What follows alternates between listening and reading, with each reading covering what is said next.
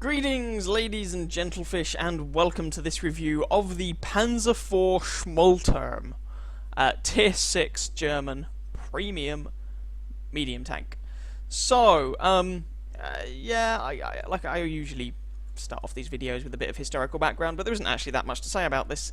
The idea, well, it was a test idea, was to take a Panzer IV chassis and whack a Schmolterm turret on the top. Which is this shaped turret, the Vader turret as some people call it, and stick a L70 75mm gun out the front. In the end, the project didn't see the light of day. It wasn't put into production because production of the Panzer IV was slowed down and then halted. At this point, the German war industry were more concerned with manufacturing Panthers and Tigers and whatnot than they were with the old faithful Panzer IV. So this thing never really actually came to pass, but we have it here in the game. Now, before I move on to the stats, this thing does have a little bit of in-game history. Way back when, in the dawny mists of time. The Panzer IV, and at the time there was only one Panzer IV, it was at Tier 5 in the German tech tree, used to get this Schmolterm turret as the top turret and this L70 gun as its top gun. So the Tier 5 Panzer IV's elated configuration was this, which made it an exceptional sniper machine at Tier 5. You do of course have to remember that this is also back in the days when the matchmaker was a lot harsher. And so you got plus or minus 3-4 tiers matchmaking spread, I can't remember. But this thing saw higher tier tanks than the regular Panzer IV does now at Tier 5. They then removed that Schmolterm turret and gave it the option to mount the L48 75mm gun, which is a decidedly mediocre weapon at Tier 5. And they later brought in the Panzer IV Schmolterm at Tier 6 as a medium tank, which was essentially the same machine people used to have as a regular tank, but was now premium, and that annoyed a number of people. So that's one of the reasons you don't see many of these machines around. I'm also aware that this thing is no longer available in the game gift shop, so the purpose of this review is partly to help people who already own this machine try and get the best out of it, but also it's possible this thing might come back as either a limited run in the premium shop or possibly a reward of some description for something or other. So, by the sounds of it, there will still be the occasional way to get hold of this machine. It's just not for regular sale anymore. Anyway, with all that said, let's look at what we actually get in-game. 730 hit points is perhaps a little on the low side for a Tier 6 medium. It's down there with the Sherman tanks in terms of hit points. Typically Tier 6 mediums have, well, 750, like the Type 58 here. The Cheeto actually has 820. That's because it's a big fat fatty. If I look at the Cromwell or Cromwell Berlin, whichever, it amounts to the same thing, 750. It's about par for the course, if we're going to be honest, for medium tanks. But 730 is fine. It's not the end of the world. It's a 30-ton machine with a 300 horsepower engine, giving this thing a power-to-weight ratio of around about 10. In fact, slightly less than 10 horsepower per ton. I should say it's a 30-ton machine with my configuration. So you're looking at around about 10 horsepower per ton, which for a medium tank is really sluggish. Basically, this is not the top engine that the Tier 5 Panzer IV gets. So, yeah. Traverse speed of 36, of course the real traverse speed will be slightly different to that. Combine that with the turret traverse of 24, and what you have is actually quite a sluggish tank. It feels, in terms of mobility, kind of heavy tank-esque. Technically it has a top speed of 48 kilometers an hour, but you don't really go at that ever. So this is rather a sluggish machine. So that's one thing that immediately might turn people off of it. I'll talk more about the hull, about the armour, shortly, but it's basically a Tier 5 Panzer IV hull, so 80, 30, 20. With a Schmolterm turret on top, similar to the Panther, so 120, 60, 60. The armour, it's all on the front of the turret. It's nothing to get too excited about, but you can get some bounces here or there. I'll talk about the gun in just a mo. 370 meter view range is perfectly acceptable for a Tier 6 medium tank. In fact, it's fairly decent for a Tier 6 medium tank. The Cromwell clocks in at 360, I believe, off the top of my head. The Type 58 is 370. What about the Japanese? The Cheeto is 360, so it's there or thereabouts. 620 meter signal range is absolutely fine. I mean, no one's going to get excited about that. But it certainly does the job perfectly well. And then you get the gun, 75mm KWK L70 gun. So this historically was the gun mounted on the Panther. In game, it's the gun used on the Stug 3G, used on the E25, potentially used on the Jagdpanzer 4. You know, it's a gun that sees a fair amount of service within the German tech tree at the mid-tiers. 75mm gun with 13 rounds a minute rate of fire, 150 pen, 135 average damage. So the alpha damage it's there or thereabouts for a tier 6 75mm gun. The DPM of this machine is alright. I mean, it's not up there with machines such as the Cromwell, just for the sake of comparison. Let's compare this to the gun on the Crommy. So the gun on the Cromwell has higher alpha damage and... No, that's a lie. Sorry, it's the same alpha damage. I was looking at the penetration. Same alpha damage, but a notably higher rate of fire, giving it higher DPM. So the Cromwell Berlin gets a DPM of over 2,000. And the Panzer IV Schmolterm gets a DPM of... Where are we? Around 1,750. So... it's not up there with the Cromwell Berlin. It's not completely horrendous, but the DPM isn't actually all that brilliant. It's alright. 0.35 dispersion at 100 meters is fine. You know, it's actually pretty good for a tier 5 medium tank. 2.3 second aim time, again, perfectly fine for a tier 6 medium tank. And because this thing is not very fast, you tend to find the bloom on the gun isn't actually too bad. So all in all, the gun's reliable. It's not spectacular, but it gets the job done. Obviously this is a premium machine, there is no grind, and just in case anyone's forgotten, this is a premium tank, which means, firstly, generally speaking, it tends to be quite good at earning credits. It's not a tier 8 premium, so you're not going to earn as much money as you would in, I don't know, a Lerva or something, but you still earn a respectable amount of money. And you can use your crew in this machine from another German medium tank, so another machine of the same nation and same type, without penalty, so you don't need a dedicated crew for this tank. So for example, if I bring back the crew that this tank has been going around with, we've got my VK3002D crew here.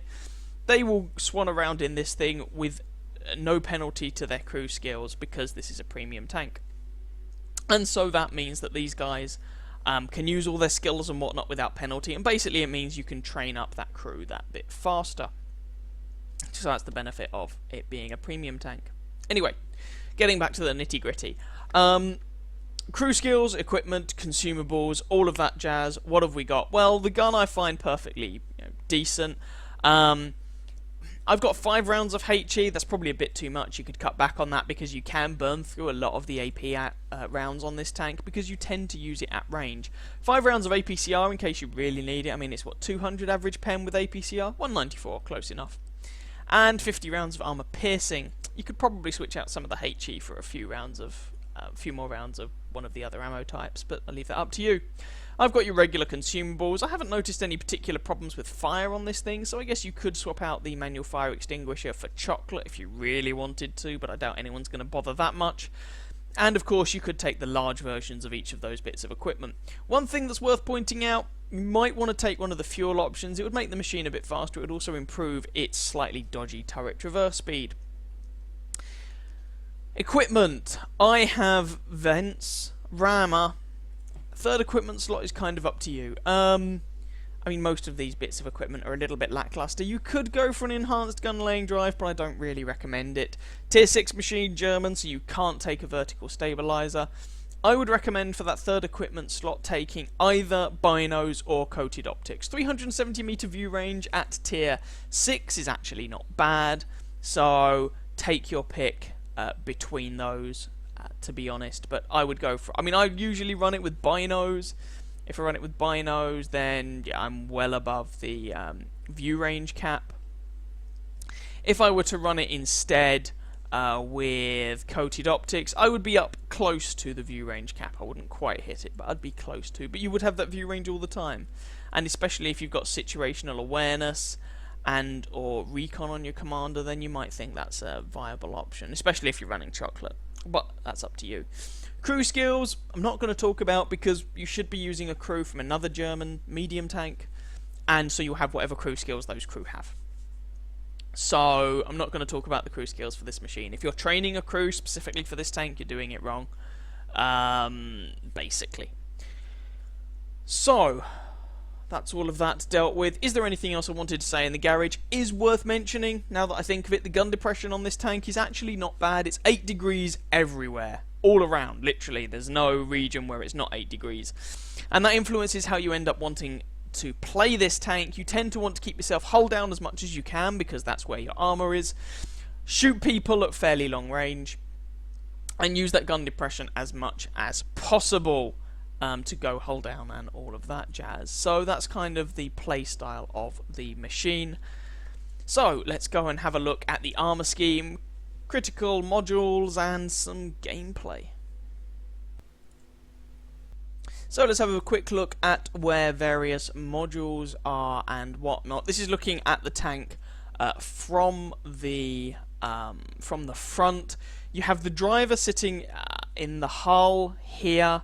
Next to the driver's viewport, surprisingly enough. You've got the radio operator on the other side of the hull here, where you've got that orange area. And you've got some crew members located in the turret up here.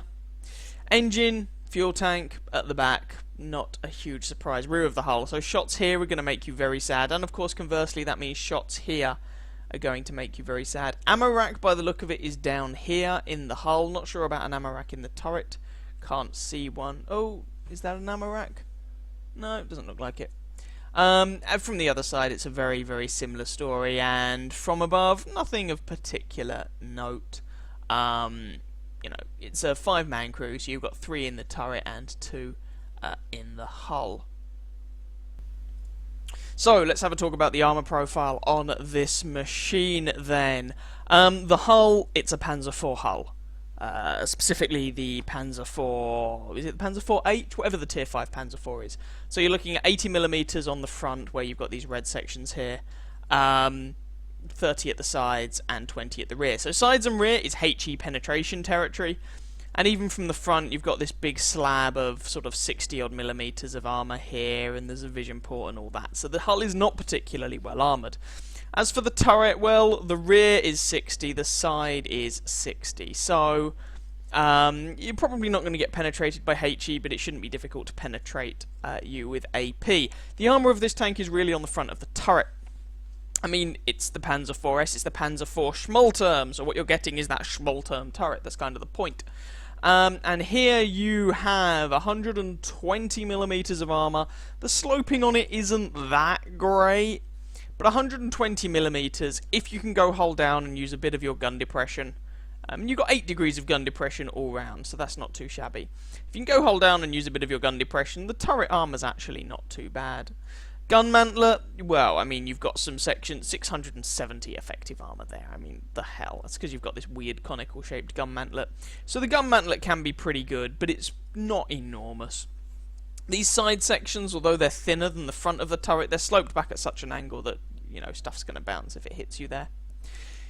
There are these small ears that it might be possible for people to penetrate if they hit just right, and you do have a fairly prominent commander's cupola, even if it is towards the rear of the turret. It's quite difficult to fully hide that thing, and that is, what, 70 odd millimeters thick? You know, there's a bit of rounding on it because, well, of the shape, but it's nothing particularly special. So basically the armour of this tank is on the front of the turret. Don't rely on the armour anywhere else, and bearing in mind this is a Panzer IV-H hull, now a tier higher at tier 6. So yeah, your armour is not fantastic, but you can get some bounces, as I say, from that turret. So here is the top tier game. You notice I'm platooned up with an ELC here. It's just a dynamic platoon. This wasn't someone I knew beforehand or anything. And immediately you can see the rather lackluster nature of the mobility on this thing. It accelerates quite poorly. Now, because I was platooned up with this guy and he was going forward to do a bit of, well, I actually think quite suboptimal scouting in the ELC on this sort of map, I thought I'd take advantage of his spotting as best I could. He is dead, but I managed to get at least one hit in on the T150. Might have got a hit in on the KV-85 as well. But there we go. I think he was going for the bushes at H2, but you can't really use that from this spawn. Ah well, there we go. So, you're going to see me basically use this tank a lot like a turreted tank destroyer in this match. You're going to see that in both matches. You don't have the mobility to be a flanking fast medium. You're not a fast medium. The game classifies you as a medium, but that does not mean you're fast. I mean, look here, I'm trundling along at 30. There are heavy tanks that go faster. Our own T1 has just killed our own Hellcat, because reasons, and our Cromwell Berlin has turned blue, shooting the T1 because the T1 killed his platoon mate. It's all a bit of a mess, I'm gonna be honest. And it looks like that Cromwell Berlin might have actually got himself banned by doing that, at least temporarily, because you'll notice he's stopped firing, he's not doing anything. Oh, it's just a mess. Anyway, Electo. First shot misses, didn't really have time to properly aim it. Second shot misses. The accuracy on this gun isn't bad for a tier 6 medium, but it's not brilliant. Not brilliant in the grand scheme of things, I mean. For a tier 6 medium, it's pretty good, but there we go. One shot in, 130 alpha may not be particularly good, but on a tier 4 tank destroyer, you know, that's half his health. And I switched to an HE round.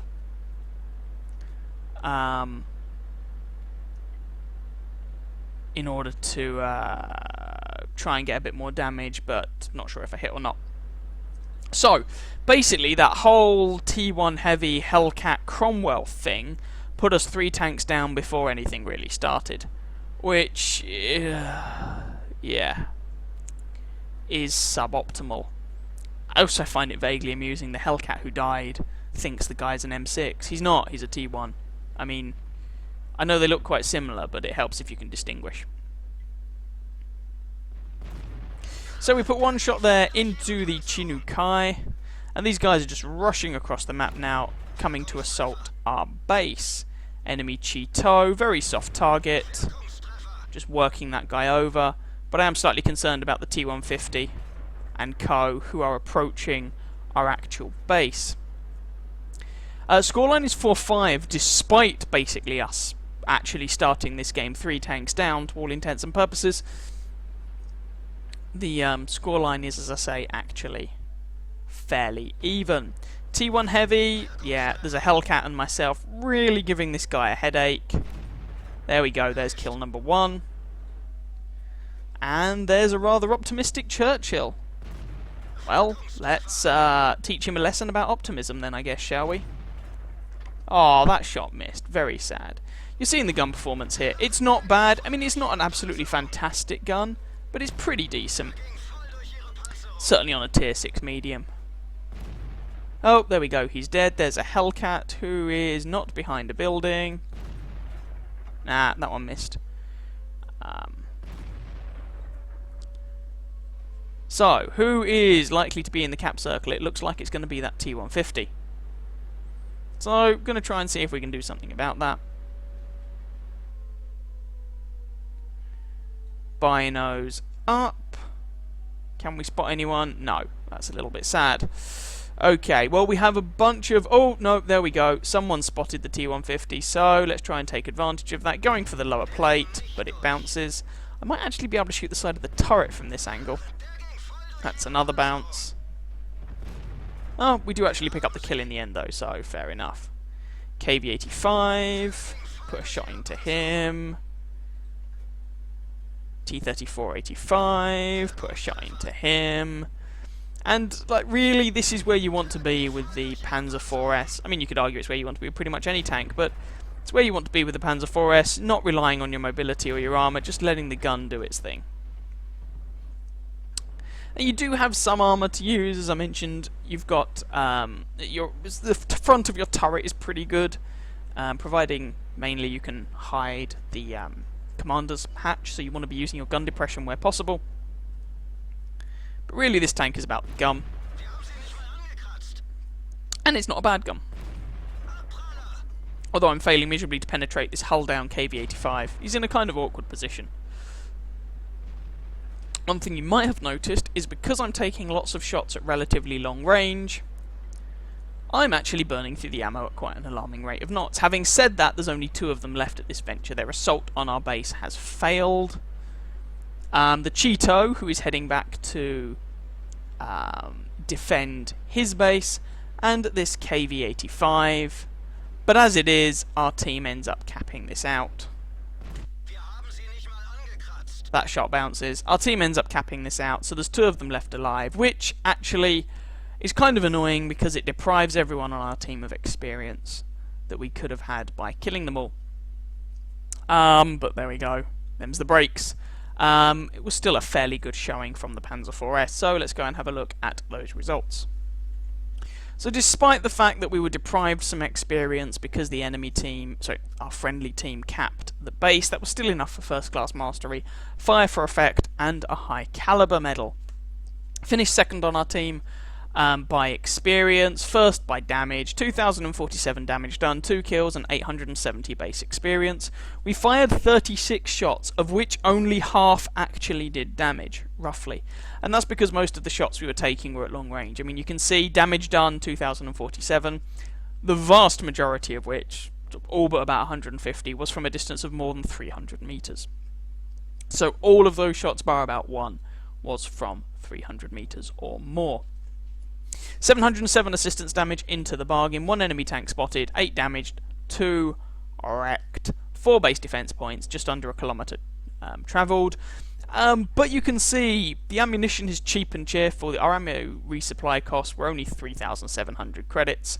With a premium account we made a 52,000 credit profit. It would have been 33,500 credits with a standard account. Tier 6 medium tank here, but of course it's a premium. And so I actually find this thing is a pretty good money maker, generally speaking. Cheap and cheerful ammunition does indeed help. So, that was when we're top tier. Let's move on to a game where we are at the bottom of the feeding pool.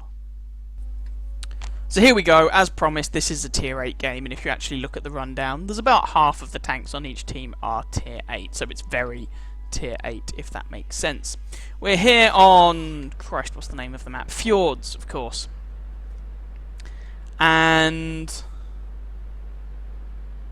well, we're on the western spawn.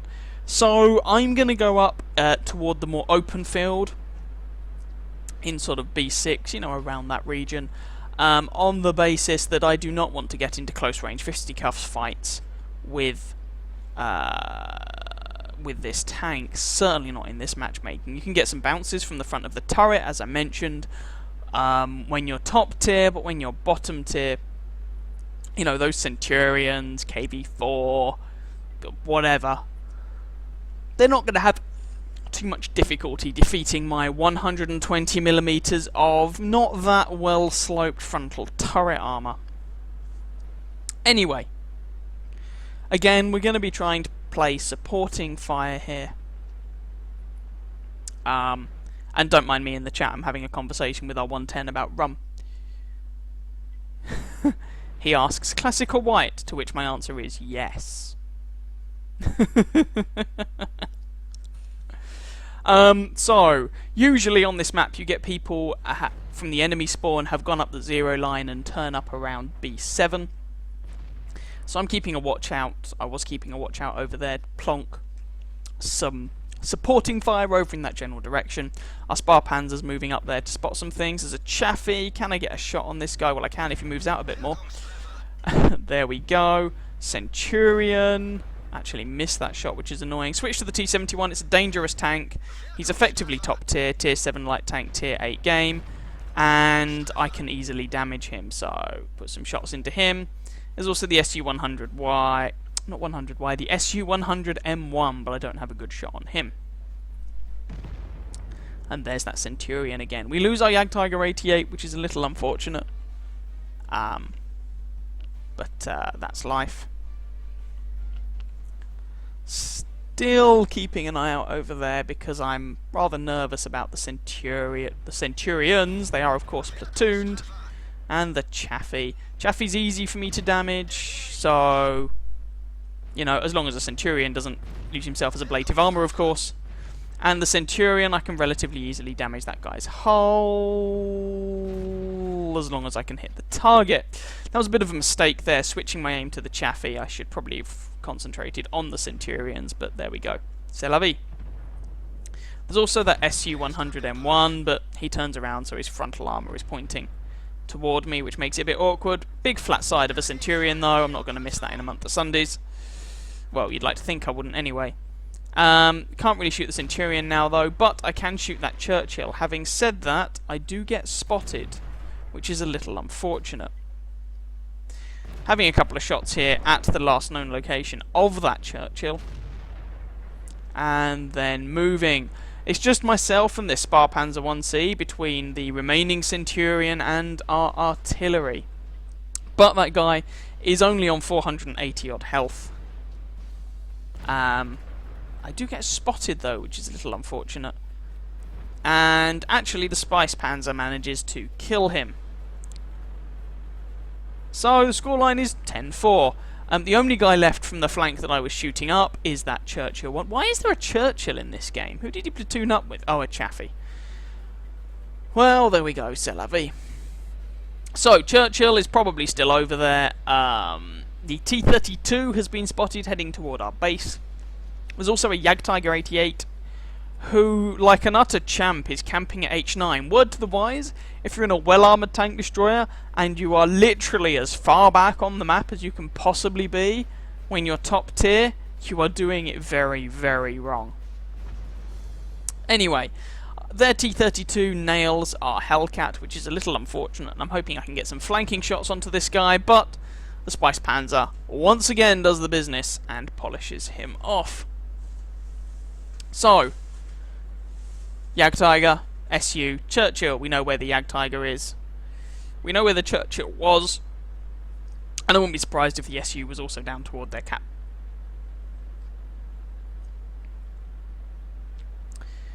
Now, we're trying to see if we can find that Churchill. It would be nice if I can pick up some more damage on him. I've yet to actually get a kill. A kill would be lovely. You know, sometimes you manage it, sometimes you don't. But it would be really nice to pick up a kill. Our T-44 nails their Jagdtiger. There's the Churchill in question. Managed to put a shot into him, but he's gone behind cover. But it also looks like I've tracked him into the bargain. So seeing if I can keep him perma-tracked. Damn it. He repairs the track. Their SU-14-1 gets taken down by our IS-3. And then it's myself and the Sparpanzer 1C to kill this guy. Oh no, never mind. Our artillery does the business, and he is dead. So, after all that, we got a second-class mastery for our efforts in that game. Now you can see, despite that, we kind of finished in the bottom half of the team. Well, it was sort of middle of the field, and that was because, you know, we had a lot of people in this particular game who did alright looking at things. And bearing in mind, although I did 1,000 damage against...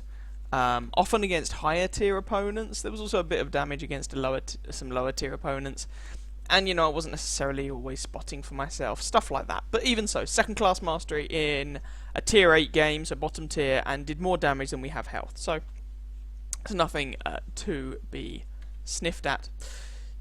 18 shots fired, 11 hits, 8 penetrations for that 1,000 damage count. Most of which was from a distance of more than 300 meters. 2 enemy tanks spotted, 4 damage, no kills unfortunately, and just under 500 assistance damage into the bargain, and we made a profit. Well, obviously it's tier 6. 23,000 credit profit with a regular account. We actually got a 35,500 credit profit because we were running a premium account. So this thing is perfectly capable of making a respectable amount of money. So that was the gameplay. Gameplay. Let's just polish things off. So what do I think of this thing overall? Well, I think looking at it objectively, this is a very mediocre, some might even say underwhelming tier 6 medium. It's slow and sluggish, the armour isn't fantastic, the gun is alright but not great. However, I have a huge amount of fun in it. and it's one of my go-to machines. If we look at my statistics, I, at this point in time, have played 93 games in it. I only have a 49% win rate in it. That's because my teams have been bloody terrible. They really have. But 665 average XP, although that's meaningless because some of those will be with a premium account, some of those will be without a premium account. Damage ratio of 1.81, destruction ratio of 2.46. Average enemies destroyed per battle, 1.43. For those of you who prefer it, my WN8 in this tank is somewhere around the 23-2400 mark, which is fairly respectable. So it's a tank that I really enjoy playing. And I've got a bunch of ace tankers in it, which I will show you at some point. But yeah, I really enjoy playing this machine. It's one of the reasons why when I eventually get up to tanks like the Sherman Firefly on my main account, I've played that on my second account, but once I get up to it on my main account, I've no interest in keeping the Firefly, because the playstyle in many ways is similar to the Panzer IVS, and I'd rather play the Panzer, personally. Especially as I can use it to train my German crews and print money and all that jazz. So that's my own opinion on things. But I really have fun in this tank. It's not going to be to everyone's taste. Some people will find it rather underwhelming. I find it plays a little bit like a Tier 6 Panther with dodgy hull armor. And I know a lot of people don't like the Panther. I'm a massive fan of it, but I know a lot of people don't like it. So that may or may not be an advertisement for you. That's entirely up to you. But I really enjoy the Panzer IVS. Now, obviously, there's not really much point talking about the gold price of this tank because it's not available in-game anymore. I've no idea how you will be able to get hold of this in the future. Probably, as I say, well, I say I have no idea. It seems that it will probably either be a reward of some description, or I wouldn't be surprised if it was bundled up with a bunch of other stuff and you know, cost you €50 or something. For that sort of thing, if you want the other stuff it's bundled up with anyway, fine. But I wouldn't spend that much money on a Tier 6 premium tank. I mean, if you want a crew trainer for your Germans, there's a bunch of other German medium tanks you could get. You've got the Panzer T25 at Tier 5, which is a lot of fun. Or I like it anyway. Very different style, but a lot of fun. The Panther M10, which has also been removed. You can't get any more and is actually pretty terrible. You've got the Panther 88, which is... it's not a spectacular tank, but it's a Tier 8 premium, and if you were going to spend €50 on something anyway, I mean, Panther 88 doesn't cost anywhere near that much and would print you a lot of money. You've also, of course, got the Panzer 58 Mutz, technically a Swiss tank, but in the German tech tree. Again, Tier 8 premium, so it'll print you a lot of money. So, I mean, it's the sort of machine, if you don't already have it, you might want to consider picking it up, depending on the circumstances, at some point. But if you don't have it, I really wouldn't stress yourself too much about it. You're not missing a great amount of stuff. But, as I say, it is a really fun machine for me. I have a lot of fun in it, but then I appreciate sometimes I like some tanks that other people really don't. Anyway, I hope you guys enjoyed that review, maybe found it informative. This is not a tank you see very often, so it might give you a bit of insight into the machine. If you did, anyway, please feel free to catch some of my other videos and or subscribe to my channel, and I wish you very happy hunting on that battlefield. Ciao, ciao.